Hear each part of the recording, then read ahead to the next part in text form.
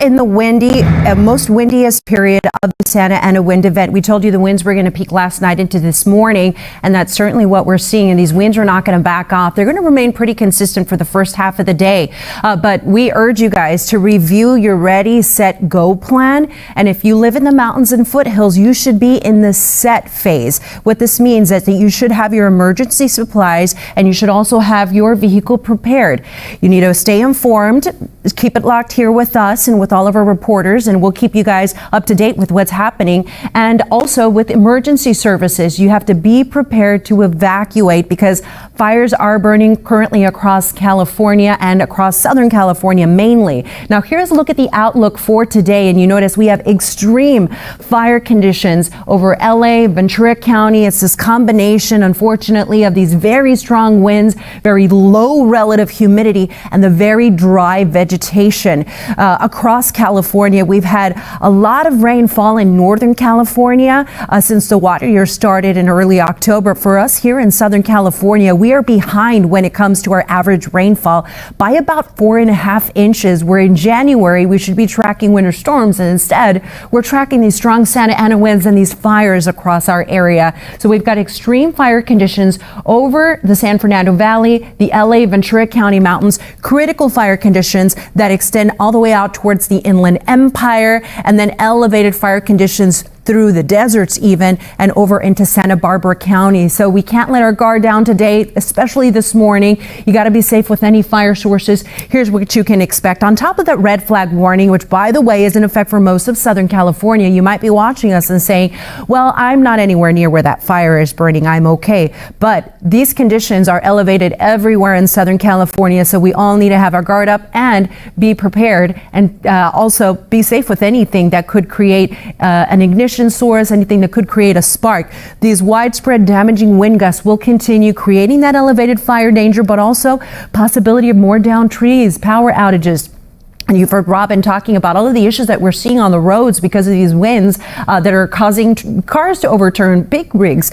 Extreme fire danger. We have the fires that are burning right now, and they are out of control because of the very dry vegetation and these strong winds.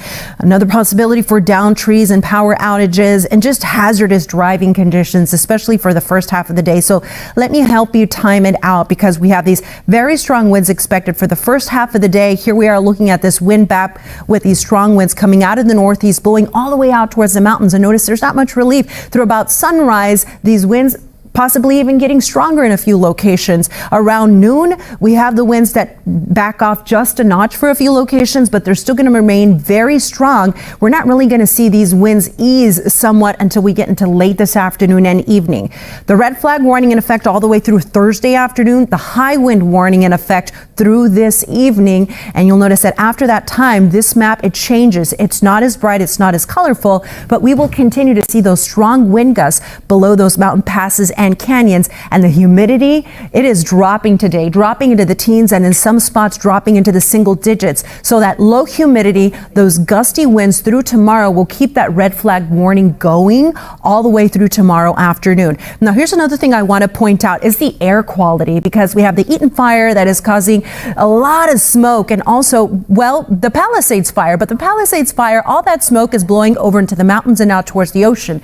But the Eaton fire out towards Altadena, that is blowing the smoke straight into the San Gabriel Valley, around the basin, all the way down into the South Bay. So the air quality is going to take a hit today.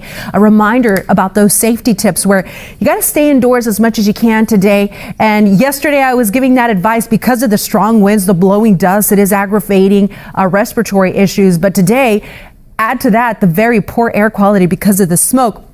Keep windows and doors closed. Don't overdo it, actually, when it comes to that physical activity. Run your AC and air purifier.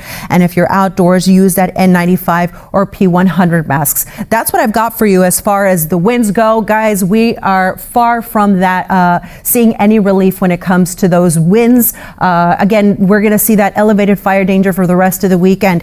I know Shanna's here with us, and we were talking about how this event, a particularly dangerous situation, this is the third time. We're just going to to talk a little bit right here. I'm going to come right in. I don't know We've if you been guys watching know, all of this. when it comes to our coverage, really it is we're just kind of adapting and going based on the information that we have. But I really do want to pick your brain, because when you arrived this morning, our shifts don't usually cross. We're working together this morning. This is the third time this season that the National Weather Service has issued a particularly dangerous situation. You've been here a little longer than I have. Have you ever heard anything like that before? I have never heard anything like that. So you know that it is a situation where things are going to get a little bit on the dangerous side, just because they never issue that unless there's a situation like this. And we've already seen about 3 fires break out. This is only right now with those dangerous winds. We expect the wind to continue to stay strong as we head to the afternoon here today, and then start to die down not till we get to tonight. So there's still several hours where things can happen. You drive around here this morning. We came into work here still dark and early, and you have images just like that. See to the right of your screen. That is the Eaton fire. We were talking about just how fast it's been growing this morning, and you can see those really bright flames.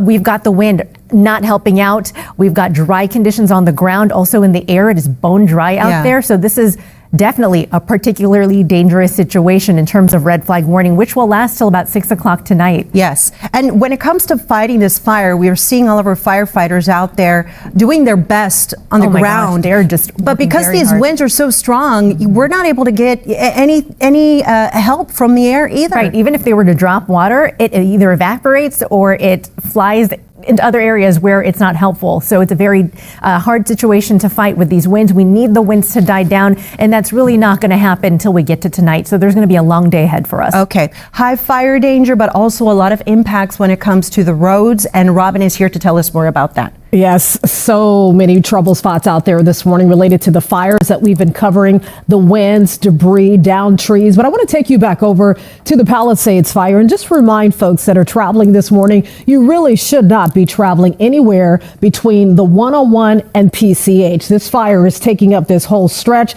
PCH is still closed from Las Flores all the way over to the 10. So that's going to impact your drive heading into and out of Santa Monica as well. You're going to have to stick with those alternate routes, the major freeways like the 101 and the 405. But once again, stay away from PCH. It is closed and it should only be used by evacuees and emergency crews. All right, now we're going to take you over to the Inland Empire. I think I've counted maybe 5, 6, or 7 overturned big rigs. That's how bad the situation is here in the Inland Empire for high profile vehicles traveling on the 215 and the 210. So between Cherry and Day Creek, at least 5 overturned big rigs. Some of them ran off the road. One was dangling from the overpass. It's just an awful situation. So please drive at a reduced speed. If you're on a motorcycle, driving a van, any sort of high profile vehicle, slow it down, take it easy. And if you have the luxury of not driving, don't do it, because it's just an awful situation with so many emergency crews heading back and forth along the 210 to clear those overturned big rigs. And it's an overturned big rig, so it's going to take some time. You can't easily